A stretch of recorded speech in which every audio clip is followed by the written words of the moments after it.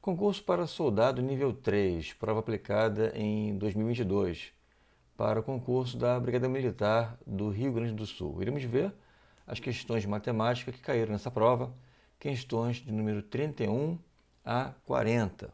Então, vamos começar? Questão 31.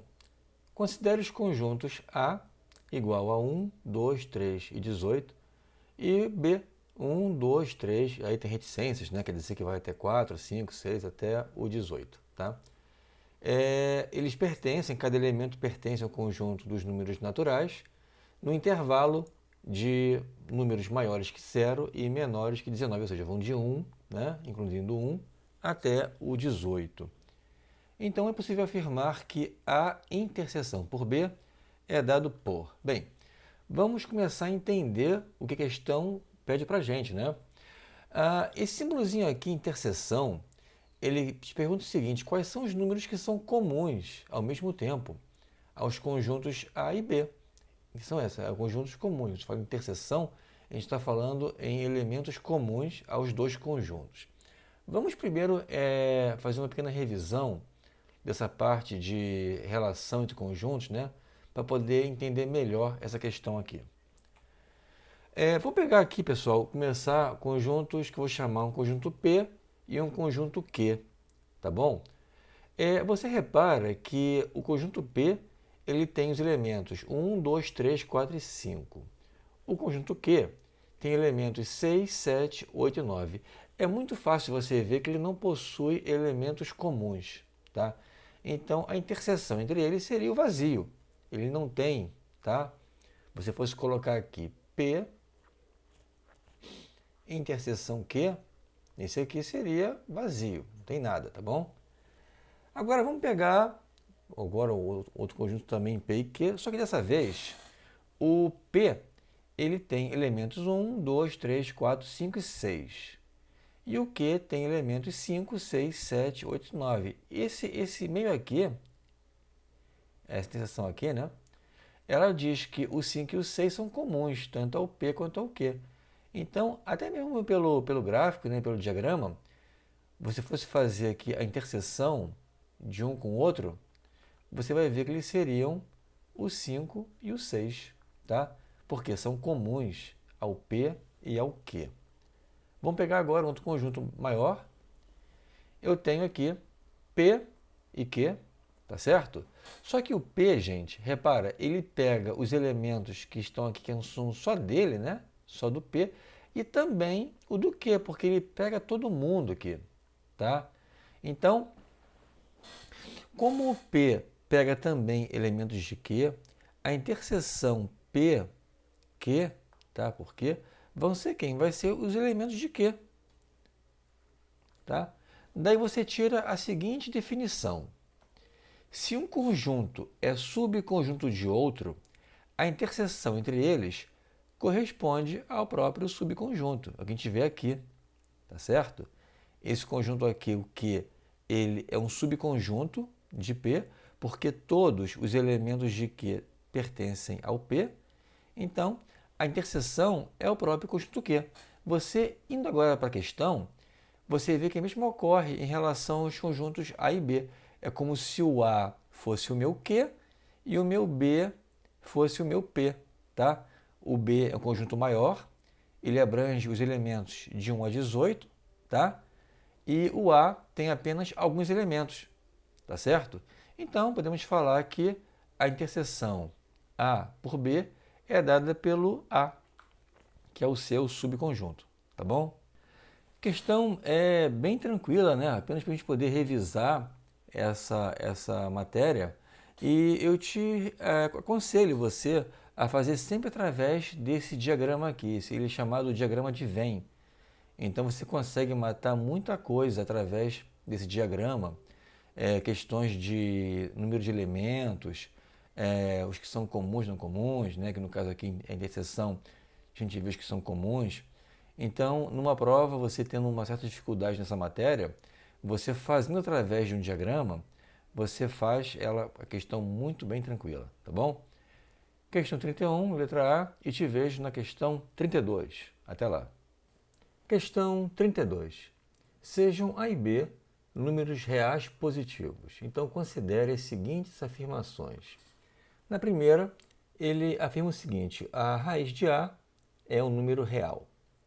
Na segunda, ele fala que A ao quadrado mais B ao quadrado é menor do que o A mais B, né? Essa expressão elevada ao quadrado.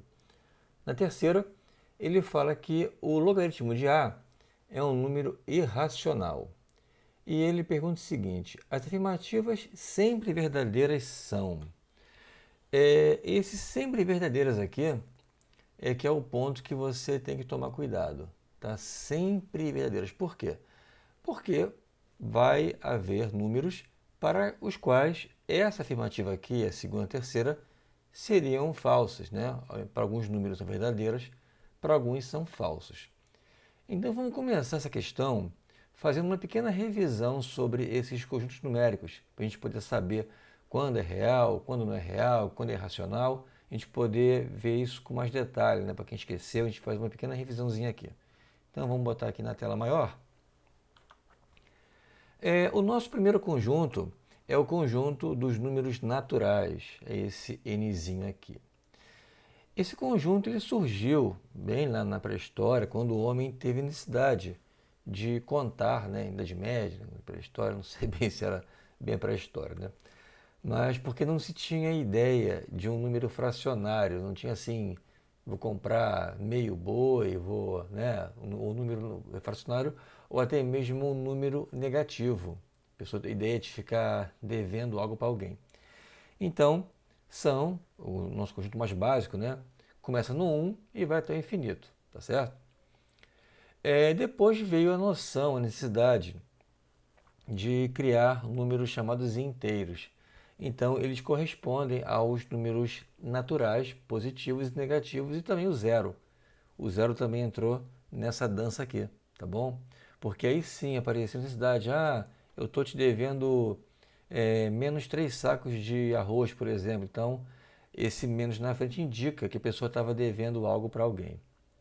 Após também essa noção, veio a necessidade de se criar um conjunto para representar os números fracionários, porque nem sempre a quantidade necessária era um número inteiro, né? Assim, a pessoa ia comprar 2 sacos de, sei lá, de arroz, mas ela queria comprar só 1,5.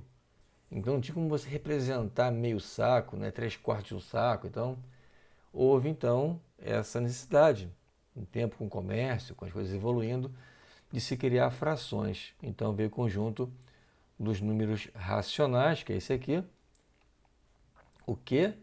Que são números que podem ser escritos na forma de fração. Após o conjunto dos números racionais, foi também visto a necessidade de se criar um conjunto que representasse aqueles números que não podem ser escritos como fração.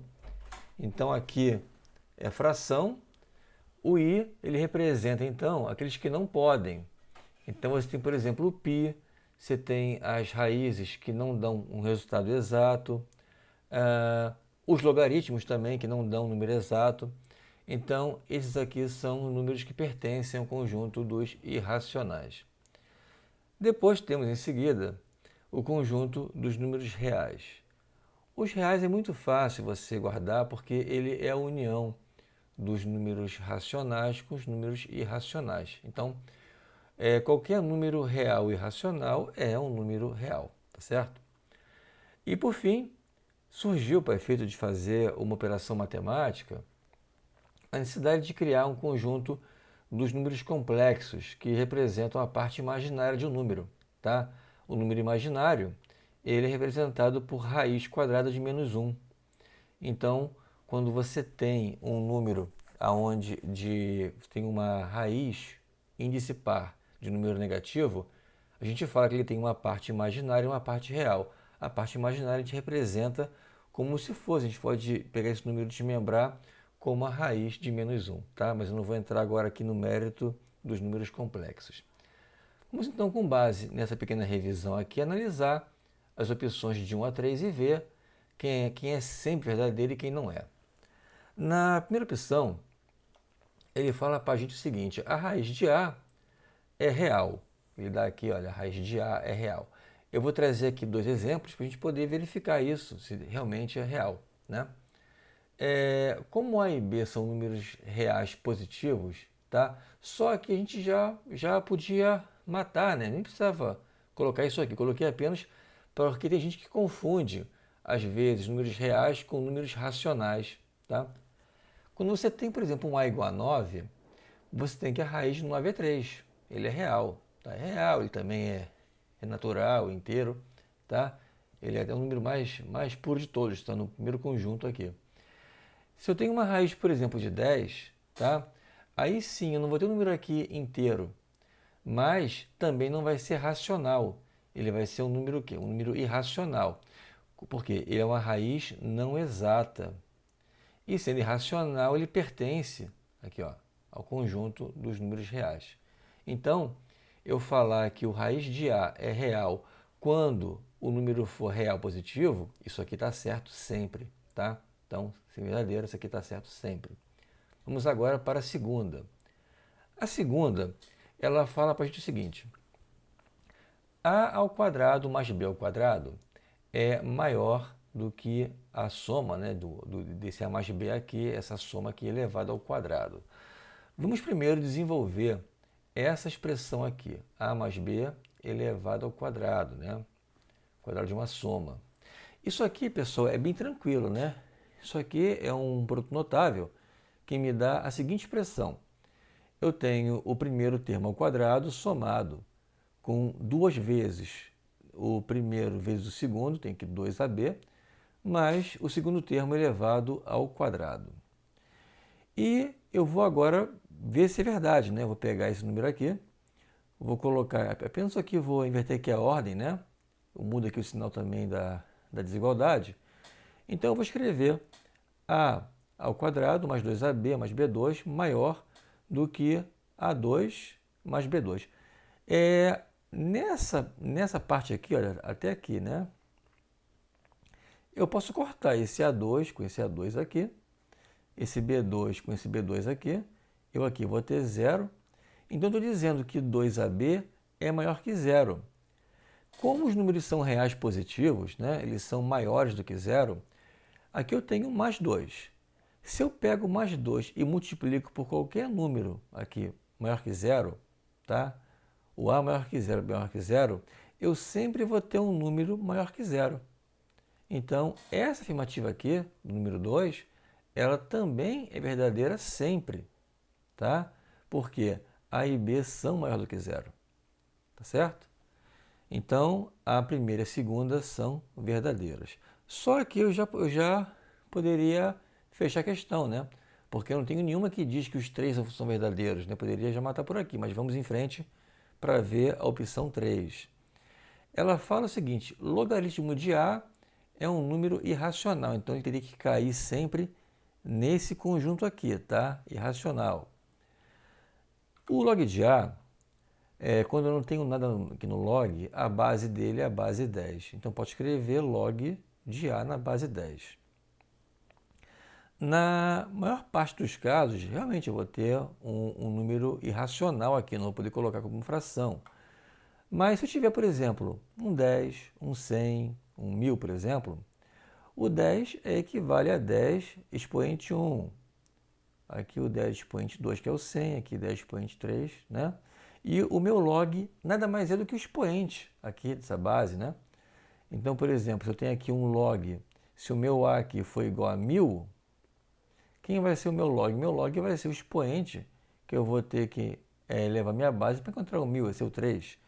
Então, aqui eu teria log de 10 igual a 1, log de 100 igual a 2, log de 1000 igual a 3, e por aí vai. Então, como ele quer que a afirmativa seja sempre verdadeira, tá? Nesses casos aqui, por exemplo, e qualquer potência que eu tiver de 10, ele não vai ser irracional, tá? Ele vai ser o quê? Natural, né? Eu tenho aqui 2, 3, 4. Por isso, o terceiro item aqui, ele está incorreto, tá? Não bate. Então, nesse caso aqui, fizemos já a análise e encontramos que a opção correta é a letra D. tá? Apenas a 1 e a 2 são verdadeiras.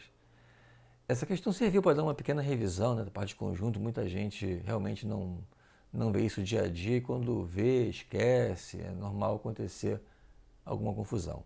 Tá legal?